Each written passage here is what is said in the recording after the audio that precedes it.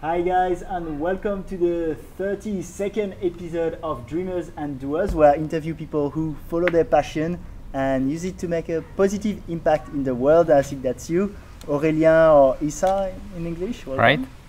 Hello. Hello everybody. Thanks for being here. Should I call you Aurelien or Issa? Up to you. Issa maybe is easier for English speaker. So let's do Issa, who's French, like me. Yeah. And that I met at a retreat that we were doing in Ubud. So you organized a retreat. And it was really amazing because it was very holistic with breath work. There was yoga, Pilates, meditation, and we're meant to do ecstatic dance too. So thanks for organizing this. My pleasure. And as usual, we'll start with a bit of your backstory and how you got into organizing quite spiritual retreats and how you started your spiritual journey. All right. Let's say it's a good question, quite wide question. How did I, let's say I'm almost 40 years old, so I think I started in this life almost 40 years ago. Okay. Let's say that I'm born like this, so let's say that this is one of my mission here, I consider, and all what I did before was towards this direction. Okay. And even I choose business to travel, and to discover the world and to enlarge my perspective, and at the end also to reach what we are doing now, Shambhali retreats. Because you have a pretty successful business, and quite like kind of a normal business in textile, right? Yeah, actually, so far I have 3 activities because I'm CEO for a company in garments industry. So I have an office in Shanghai. So we design, we produce, we export for different brands in the world. And this is my first activity. The second one, I'm professor for MBA students for different schools, IM Lyon, Schema, and so on and so forth. And last occupation is retreat leader. That's we launched now for a while, and that we propose regularly, almost every month, to different people everywhere from the planet. And you talked about teaching at MBAs? Yeah, what exactly. do you teach? Actually, I teach like 5 or 6 courses, so finance, entrepreneurship, strategy, also supply chain, negotiation, okay, so buying, kind of sourcing. Business. Right, but more and more I'm asked. For example, we built in Schema the Association of Happiness, and with MBA Lyon, IM Lyon, we are establishing and setting up MBA awareness. So, and more I give some conferences regarding sense of life, happiness, and so on, because there is more and more demand for the schools and also from the students who not necessarily want to reproduce their father, what they did, for example, only making money, for what at the end, this is important, this is always what I say, this is an excellent fuel and an excellent servant, but a bad master. So, for example, that's why I'm not renouncing to the normal life, because it allowed me as well to, let's say, to undertake what I'm doing now with the retreats. Otherwise, it would have been different. And also all the charity dimension, all the research and development regarding neuroscience, sacred geometry, all the kind of things is thanks as well to the money and hopefully, exactly. And it's interesting to keep this balance. What's really interesting too is like for you definitely though your business life was a way to do what you're doing. Right. It is a way. This is my way. This is the middle path, the middle way, as we say. Because for a lot of people like me, it would be more something I discover along the way, right? Which is really interesting. Yeah, everybody, all the roads lead to Rome and to home as well, as I say regularly. And some people is on the inner journey. Some people it's before, after. It can be also. Just when you are 80 years old, it's never too late, let's say. It's really cool. Yeah, I heard also about Yale doing like happiness courses. Right. This is something that I discovered last year when we initiated the Happiness Association, because some people said to us, "Oh, it's already existing in Yale," and I say, "Wow, that's great." Yeah. So it shows that there is an awakening, and some people are questioning the routine, the system, the financial system, the social system, even the ecological system. We know, we feel, let's say, deeply that we need to change it, to adjust it, and because it doesn't work, let's say, properly, it doesn't mean that we need to kick it out completely, entirely. I think it's like often use this metaphor of the World Heritage, when you have a statue and so on in let's say neglectful effect and damage. You take piece by piece, one by one, and it doesn't affect the stability, the complete solidity, and once you have done that, it is more stable and stronger for ages. And this is a little bit the goal, I think, that everybody is starting to awakening, and the goal is really that. And as Einstein said, you cannot solve the problems with the same mind that you created. So we will need, it's not we would need, we will need, because it's a future. If we want to have a future, it is the future, and we will need to be creative all together. And a lot of people have good ideas, and this is also the goal. I'm always saying we are not alone, but alone, you can see you double the L and it's all one. And we can, and we will do things all together, and it will be thanks to the solidarity. Yeah.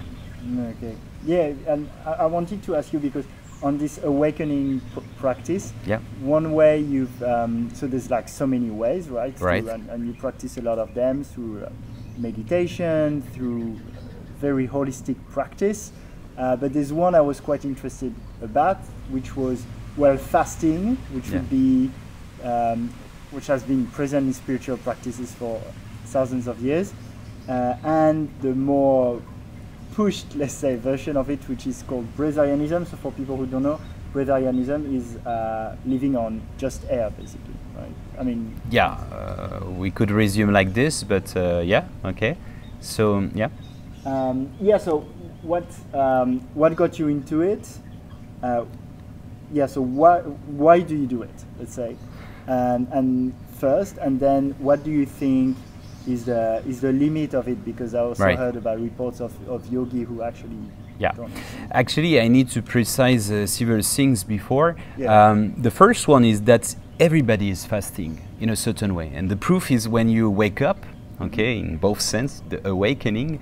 When you wake up, you take your breakfast, and it's come from that. Okay, French is the same origin.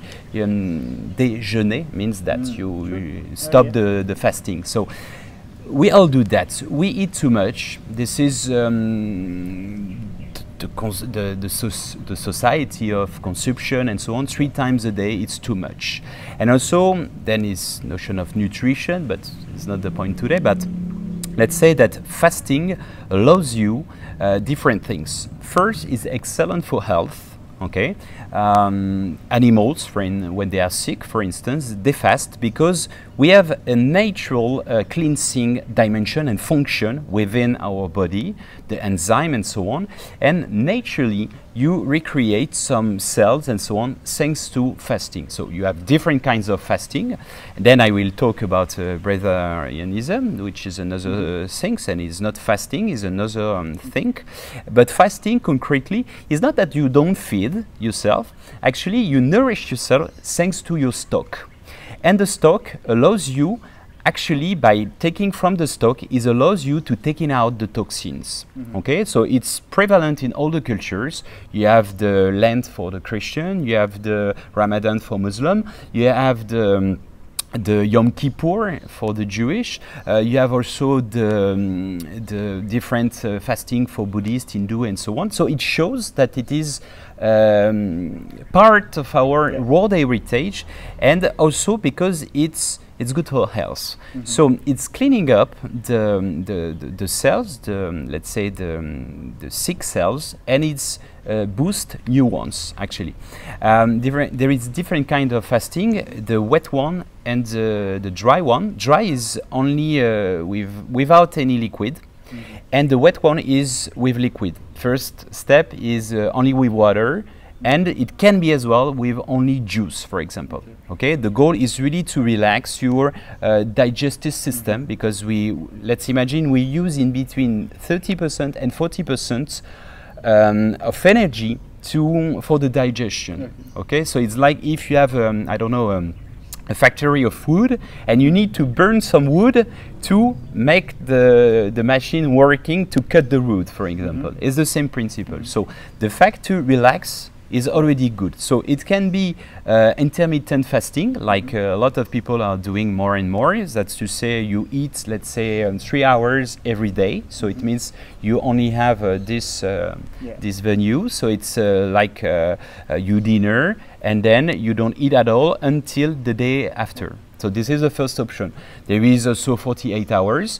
What I recommend for people to try, and also with the consent of their doctor, obviously, if they are weak and so on, is 3 days, 72 hours. Why? Because the function is after the third day, you take inside your stocks, and actually you clean up your immune system. That's to say the white cells are completely reproduced. And that's why more and more it has been used for ages in India, in Russia since the Soviet Union, so it's more than half century, and they really saw the proof that it's working well.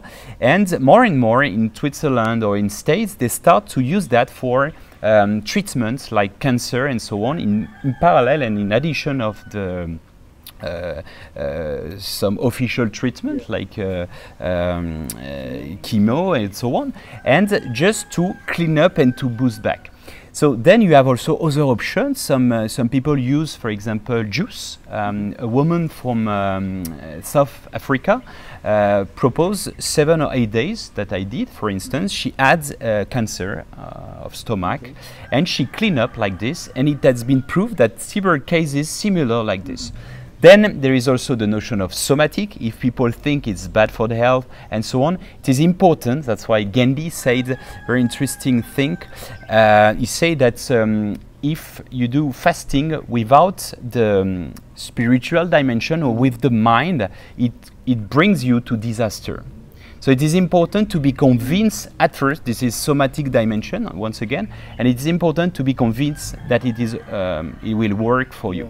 Okay, so but placebo is actually very scientific. You actually definitely you secrete like hormones and biochemistry according to your beliefs. So yeah, sure. Everything is in the mind. You are what you think.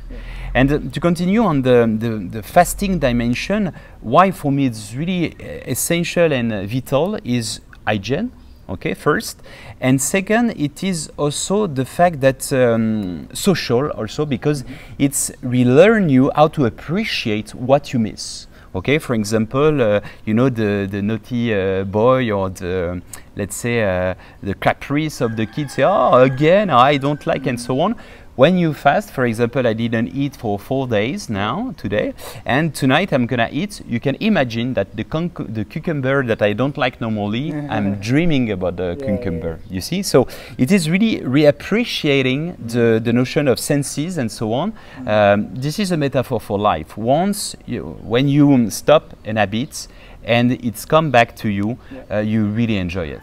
Okay, we have in Turkish there is a sentence, a metaphor saying, God creates and gives you a donkey that you will like, and he will make you lose it for the pleasure for you to find it back. So it is a little bit the metaphor of what I call the chaotic dimension. Okay, that's a beautiful metaphor. Just a quick question on the healthy part of fasting. Usually in nutrition advice is that it's very good to drink a lot of water. And that's why when I fast, for example, I get it for the food, but I drink a lot of water. Right. Have you looked into the difference? Well, why you would? I think, like from the little I know about this, drinking water is very healthy. If you don't drink water, it's unhealthy. That's how Actually, is not. Both are healthy as long as it is not too long for water. For example, personally, I can stop drinking water for 4 days, for example. But it's not a competition. Once again, this is really important. We are not looking for the performance. There is no Olympic Games on fasting. This is something that you have to feel as well and to follow your own guidance. But one day, for example, without, this is a principle of Ramadan, without, and Yom Kippur as well, is 24 hours without drinking water. And why it is different effect? Because you dry up your cells. Okay, so it's take it out much more toxin. So it's more rapidly. I mean, it's a faster, if I can, fastest way to fast like this. So it is more intensive. Okay, but it is once again very important to be careful with this practice. And we're obviously just talking about the practice that people do whatever. Yeah, of course, this is just some an experience, share what is good for me. It's not necessarily good for you or for someone else. And then when you don't fast, you drink a lot of water? Yes, of course. When I don't fast, and sometimes I do fasting by drinking water, I'm drinking in between 3 and 4 liters of water every day normally. Okay. And if I can afford regarding fasting, and then I jump back to the breatharianism, fasting. The last point is the spiritual dimension. And Gandhi said, what the eyes are for the outer world, the fasts are for the inner. It means that this is really an inward observation. It's an inner initiatory journey, and it's an inner travel, inner journey. And once you fast, you sleep definitely less. Personally, normally I sleep 5 or 6 hours. When I fast, I sleep only 3 hours. And why? No, I think it's because you don't use so much your energy for the digestion. But when I did my fasting 21 days, I was doing sport 4 hours a day. My partner can testify.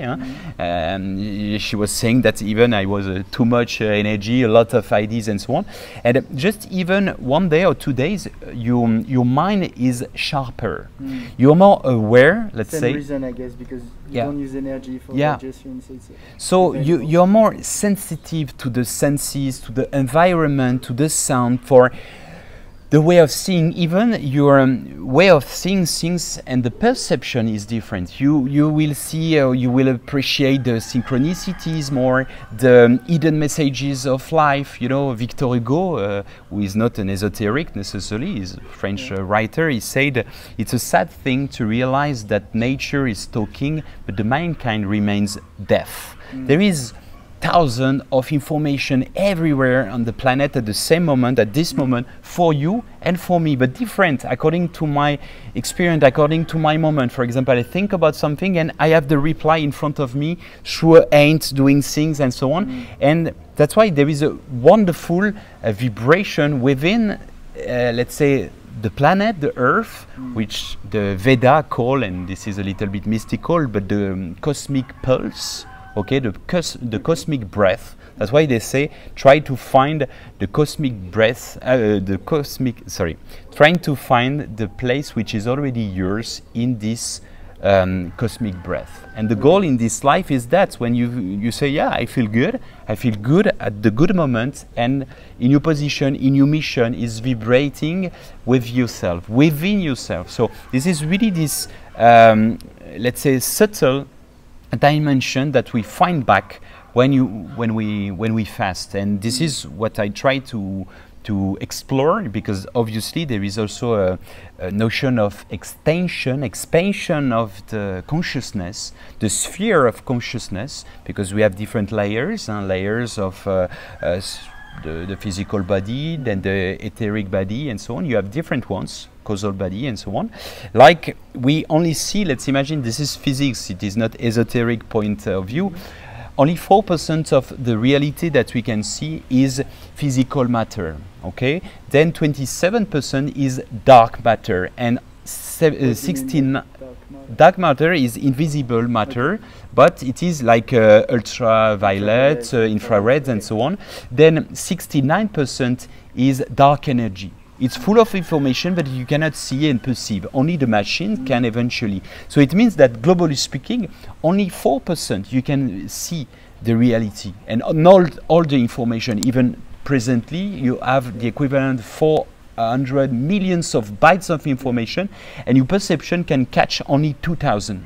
So, and just among the 400 millions, you can only see 4% of your reality, and 96% you cannot see them. That's why the philosophy of Saint Thomas, who believe only in what he sees, doesn't work.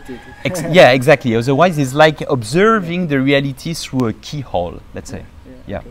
And about breatharianism, because you were saying is different, because in my mind it's just like pushing the fast, but I guess there's way more to it. Right. So breatharianism, actually, I need to precise something. It is not eating. It is nourishing yourself differently. Okay. So I need to precise something which is science. This is a matter of fact. The scientists recognize. This is Einstein who say what we call matter is just some vibration which has been highly reduced to be perceptible to the senses. Okay, and he add that there is no matter as we understand like this. This is just reaction. This is action reaction. This is, you know, the vector when you see physics. It is always opposed. There is just that. Okay. If on hypnosis I can just inject inside you that, for example, my hands burn. For example, it's just some injection and also some let's say electric synapse and connection. Okay, this is more notion of reality, but the matter as we consider it solid doesn't really exist. Okay, but another very important point regarding science, once again, is from Max Planck, the father of quantum mechanics, who say everything comes from a force and exists only by it. We must assume the existence through this force of conscious and spiritual force. This force is a spirit, sorry. This spirit is the force of everything. So for him, if I resume, and this is what we call in Greek philosophy, we have 4 elements, okay, fire, water, and so on, air, and there is a hidden one. Okay, the solid Platon, referring to that, is dodecahedron. Okay, it is ether, eternal. Okay, this is the common thread, which is embracing everything. This is probably the dark energy, entangling everything within this planet. We are connected through an invisible thread, which is a part of science, and more. Science admits that we can find in most of the religious and sacred or esoteric current, Veda, in Sufism, in Kabbalah, and so on and so forth. And this is really fascinating because there is something that we can extract that we call for Hindu and Buddhist prana. So to come back to the point, okay, we did a turn, the cycle, and we come back to the point to explain that we don't breathe air. I mean, we extract. This is a notion of alchemy. Okay, we extract a part from the air, which is called ether or prana, which is an amazing source. The free energy comes from that. Tesla, who say, if you want to find the secrets of the universe, think in terms of energy, vibration, and frequencies. He meant that, actually. And the Vedas said, he has been taught, by the way, Tesla, by a great Hindu. Okay. And so it is that. The capacity to do distillation in a certain way with air, the oxygen, okay, and the prana. And to be able to absorb that. It's a kind of, when we say, for example, we absorb the light with a capital letter, light is not the photons. This is a kind of subtle light, prana, that we can absorb, and we can, when we eat, when we eat a fruit, for example, and a refined product, you take it out, all the energy of the product. Yeah. Okay, that's why organic is definitely better. But a living product is that we will eat in a certain way the energy of the product. Okay, and this is in alchemy once again what we call the soul of the matter. The soul of the matter is the same principle that animism. We feel that there is everywhere a soul, an energy through every living things. Okay, and by the way, the metaphor for Christian of God is the living, right? The living being. It means that everything which is living is a part of that. Okay, so you can extract this subtle substance, and this is like this that we feed ourselves, and that's why. So I told you I did, for example, 21 days, for which I was not obliged, for which I'm not belonging to any association, organization, not at all. I'm completely, it was a personal guidance that I knew I needed to do it, and it was an amazing journey. Okay, and since this moment now I don't need necessarily to eat for long period. I can. Yeah. So now my rhythm, for example, I eat half of my time. It means that I eat roughly 3 days per week. And I feel completely healthy. I can do a lot of sport. I can handle a company, giving some course, and also doing my retreats, sleeping less, and so on. I don't take drugs. I don't drink alcohol. You see, so. And I take this substance, so it's not to pretend to be a Superman or magician and so on. Not at all. It is a long process to absorb that, because the first one is here to reconditionate your mind to be sure that it is existing. It is possible. You know, just basic thing. Yeah. If tomorrow you try to do 21 days, you will be probably sick and completely weak. Personally, I was preparing this thing for a few years. Okay, if tomorrow you try to do like fakir, okay, working on the fire, you will be burned. Okay, if tomorrow you want to do, you know, like the Shaolin monks, breaking a brick, you will break your, for sure, matter of fact, same for me, it will be the same. But how come he can do it? It's a notion of concentration and the fact to be sure that you can go through the matter. And it's a kind of shamanic dimension. You talk unconsciously to the matter and you, let's say, you act differently. You have a different let's say, behavior towards the matter. I know that for the, let's say, down-to-earth person, sounds to be weird or strange, but it's a matter of fact. When you see a Shaolin monk, there is not a trick, there is no a tip, it's not like an illusionist, sorry. There is not a trick. It is real. So how come he can do that? How come I did that 21 days? And when you see, you know the perception. Was it with water 21 days?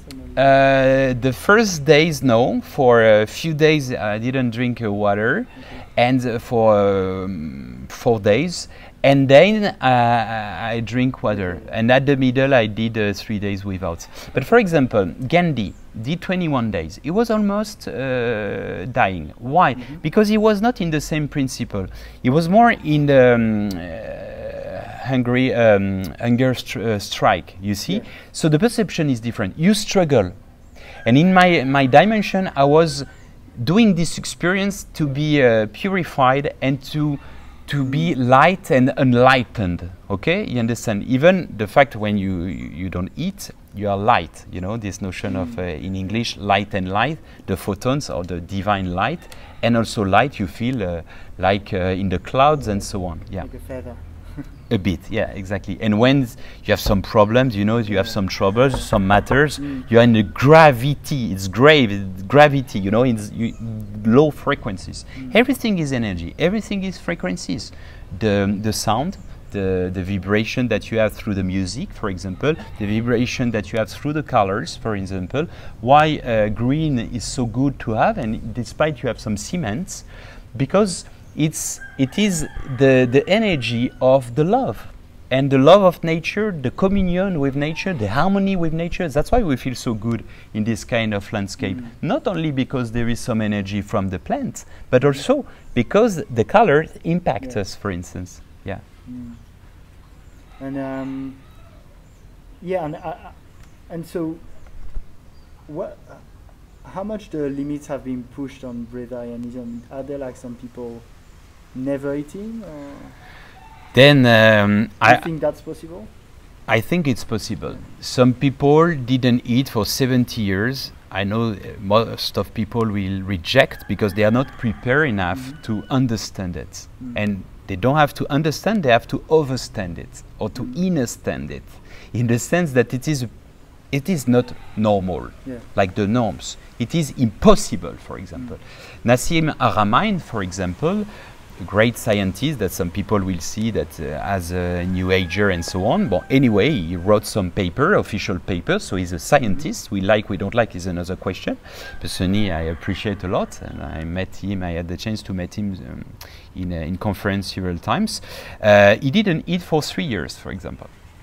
He's not dead, okay? So obviously, every time we say that, you know, you need to be careful because it is not something. Personally, if I don't eat 3 years, maybe I will die. So it's not something that people trying to be breatharians actually died because they didn't do it. That's a problem. Just, that's why I will never suggest to anybody. I will never recommend, because once again, this is the inner guidance. This is something that you have to feel or not the pill in a certain way. Otherwise, if you are looking for the performance, the stamp, the label, oh, I'm Superman and so on, there is no point. You are out of your way in a certain way because you are in the egoic dimension. You try to show off and so on. And in this aspiration, it is much more behind that. You know, when you're silent for a retreat or this kind of thing, is for you, it's not for... What's the balance between doing it for yourself and also sometimes showing, I would say showing it more than showing off, because you think it can also have some kind of evolutionary purpose? I think of, for example, I love someone like Wim Hof, but Wim Hof is definitely someone who's going to put out there the results and do it with also a bit for himself, but also with the claim of I want to train people, I want to show that the science is real on these things. Actually, you know, this is the whole limits of the definition of wisdom. You know, the wisdom, we say that normally when you are wise, you accept everything. And everything is normal at the proper time, at the proper space, and so on. So we can be monk in the mountains in Tibet and thinking what's happening everywhere in the world, the earthquake, the wars, and so on, is normal. Is normal. This is the okay, and it's an acceptance. So we have the right to do that, and we have also the right to be in harmony. I'm in harmony all the time, but I need to share as well my experience because I can see that some people want to explore a little bit more, and I met a lot of people, they feel a little bit incomplete, even with prestigious career, 50 years old, you know, the car, the house, everything perfect, but they are missing something. So I'm not necessarily talk about Breatharianism is the first time, by the way, but normally it's completely something personal. For me, you know, all this kind of thing is more a little bit like sexuality. I'm not gonna share what I like to practice with my partner.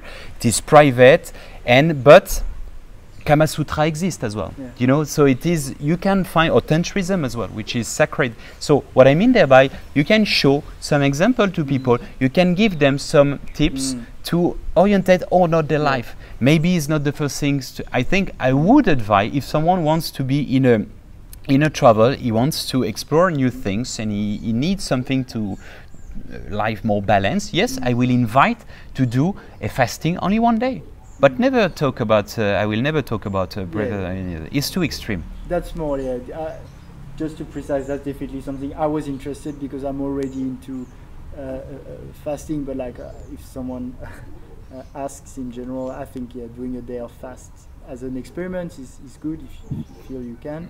But yeah, I wouldn't.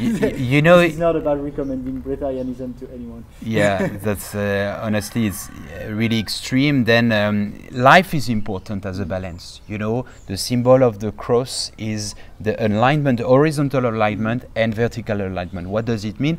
It means enjoying the pleasure of horizontal life. It is the food, the entertainment, the party, the nature, all these kind of amazing things. And vertically, an alignment vertically means with the energies, the spirituality, whatever. But it is a good mix. If you are too much in the, let's say, consumerism and your life is just stopped to the iPhone 12 and, you know, at the end, you will feel that you only feed yourself with candy cotton and that you need some better ingredients. Maybe some people, they will never need.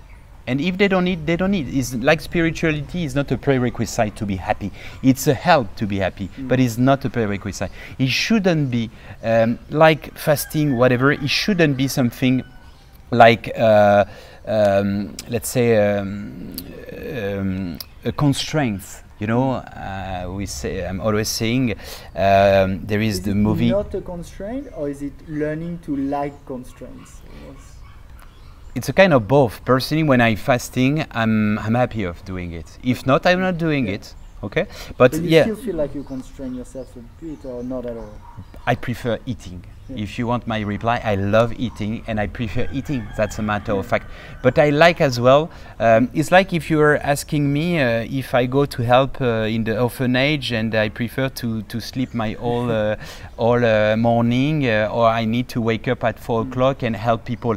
I like both. But this is a notion of also a constraint, you see? Yeah, so, but you can find happiness also through constraint and also for the inner pleasure. But I'm always saying, you know, it's like you have Fast and Furious, the movie. I'm always talking about should be fast and harmonious. Okay, so don't do it if you don't feel it. That'd be a cool movie. Yeah. And but yeah, and to talk about fast and restriction in general, I think we can widen it to a lot of things, right? Almost everything. Constraining, like we live with a lot of abundance and access to everything, and you can always chase the next thing. Right. But sometimes taking a bit of time to not eat, or meditation's a bit about this, or just to get bored, or you know, take time alone is to understand how it is personal. It is like there is no a miracle recipe for couples. Most of in a Western world, half of them they divorce. So apparently it doesn't work as we understood and we established. Some people need a certain distance, for example, having their house or having their independence and so on. If some people feel the harmony in the good balance just to see and to live, for example, 2 months with their wife or their husband or their partner, whoever, and 2 months, and thanks to that, they love to find them back, it's the perfect match. Some people maybe they just need to refresh their mind weekends sometimes, or having just a party in between girls or in between men sometimes is good as well, and you're happy to come back and to find back the person. It's the same thing for fasting. I always, when I start back to eat, even a soup, even a salad is amazing, is great, and it's gorgeous. You see, it's probably what you could feel when you have, for instance, I don't know, a cataclysm, and you don't have, unfortunately, procurement of food. And I remember the things that the grandfather or grandmother was talking about the story. The first time for Christmas they had an orange, and when you're a kid you're full of candies and you say, oh, an orange is nothing. But an orange, if you never have the sugar taste and so on, is amazing. It's great. And this is a kind of readaptation to the basics of life. Okay, it is really essential for me.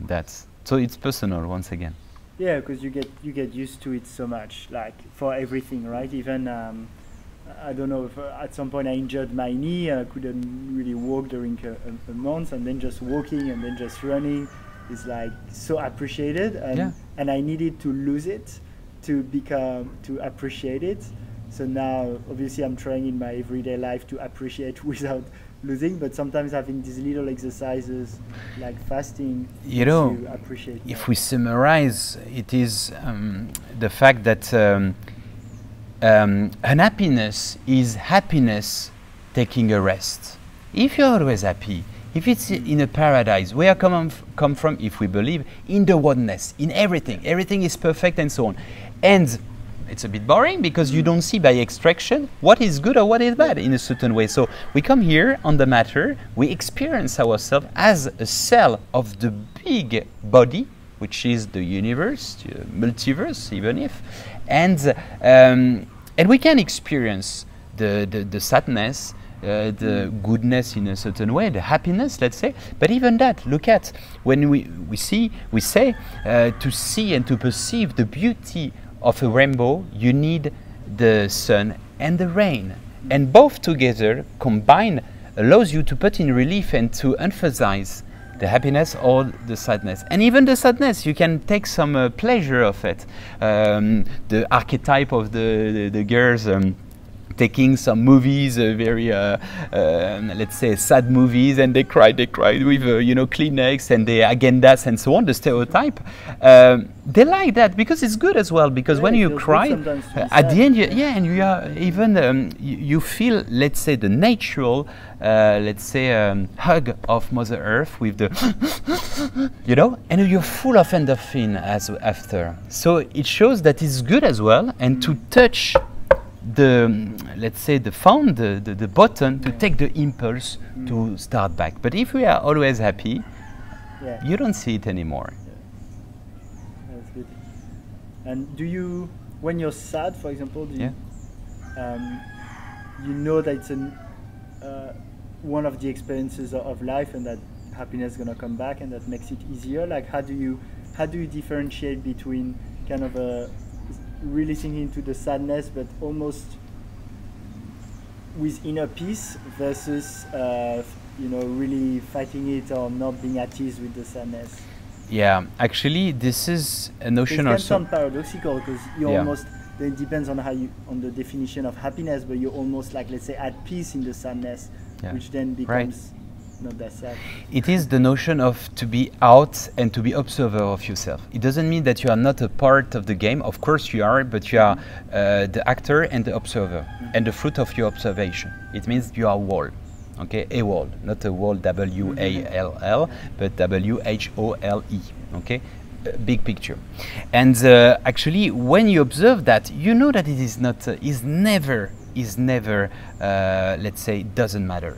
Because it's like crying, the kid crying for the, I don't know, the kiss he didn't have for mommy. He's laughing now as an adult. We will laugh when we go, when we have a certain overview, a view, let's say, with a perspective.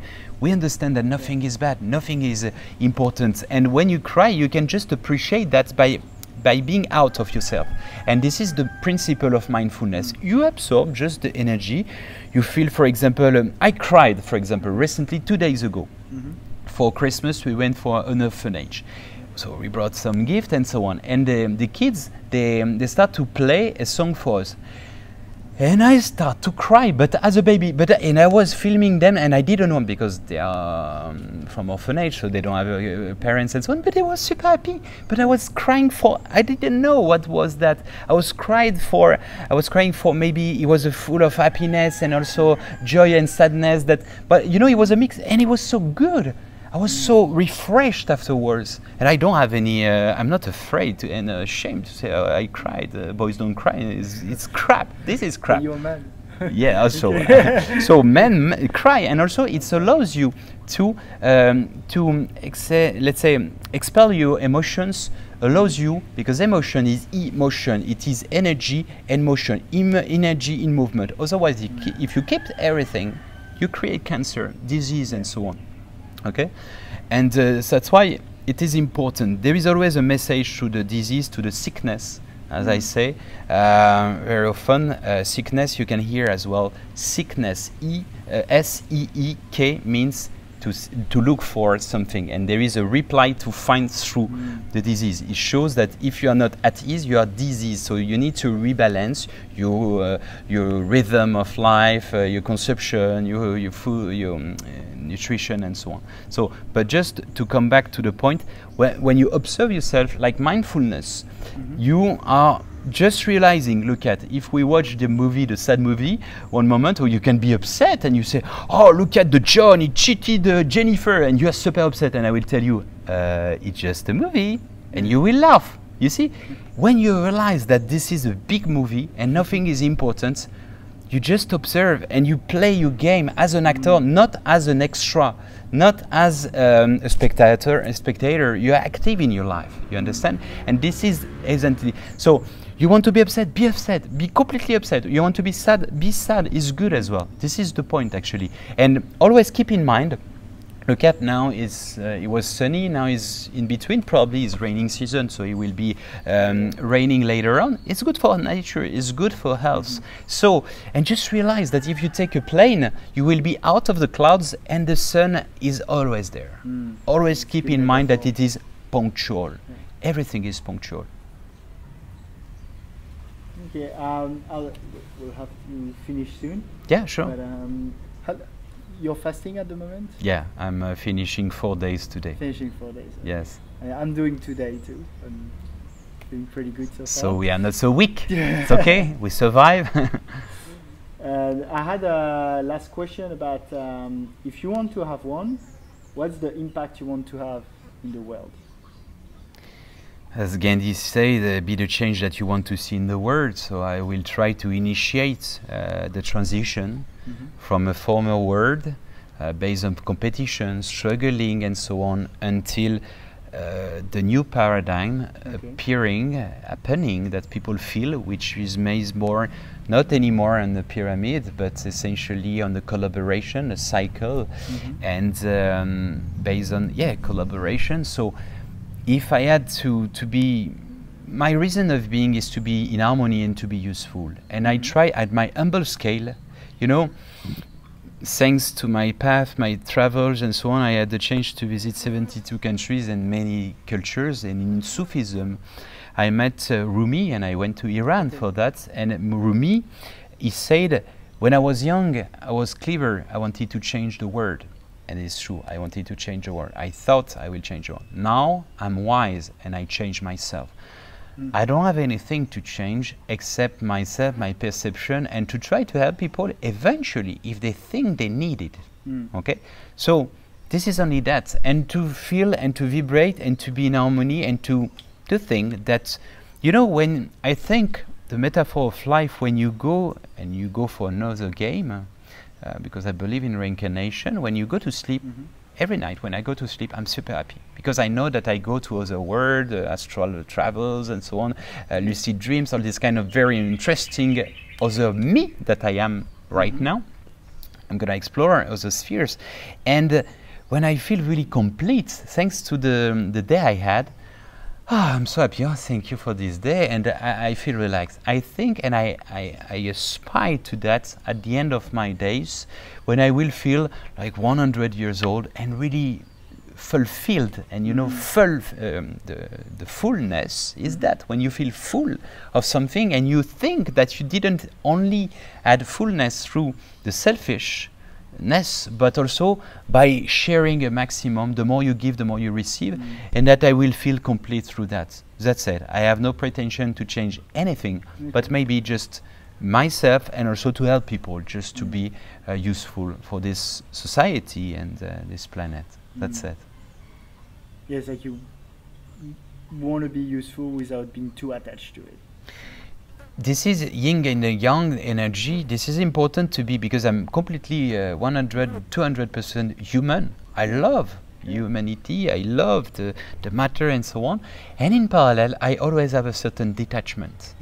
Okay, in Qigong, you always have some movement of sweetness, and then suddenly you have both together. And this is important, to be completely involved, committed towards life, and being grateful of everything, and in parallel a certain detachment, thinking that you can die tomorrow, and it's not is not bad. It is a matter of fact. It is let's say a part of the game, and yeah, you can be happy of what you already. If I have an accident, I would have lived almost 40 years. I'm happy and grateful for that. I will see half full glass instead of empty half glass. Yeah, I was thinking about it sometimes.